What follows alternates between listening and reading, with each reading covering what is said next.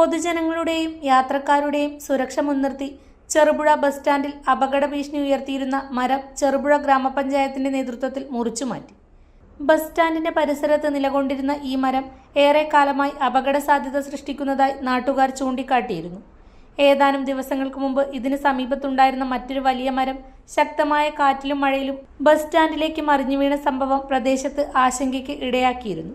ഭാഗ്യവശാൽ അന്ന് ആളപായമൊന്നും സംഭവിച്ചിരുന്നില്ലെങ്കിലും യാത്രക്കാരും വ്യാപാരികളും വലിയ ഭീതിയിലായിരുന്നു.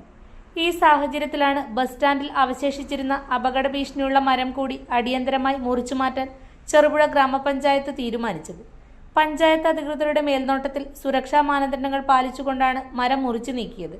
പ്രവർത്തനത്തിനിടെ വാഹന ഗതാഗതത്തിനും യാത്രക്കാർക്കും തടസ്സമുണ്ടാകാതിരിക്കാനുള്ള മുൻകരുതലുകളും സ്വീകരിച്ചു.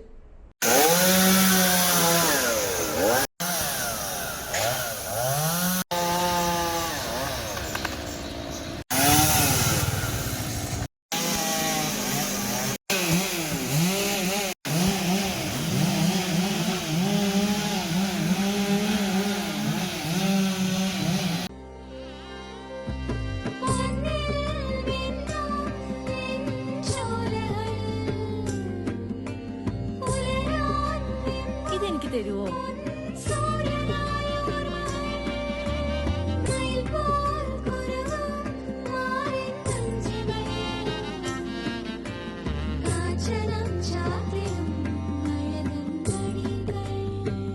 ചില ബന്ധങ്ങൾ പവിത്രമാണ്.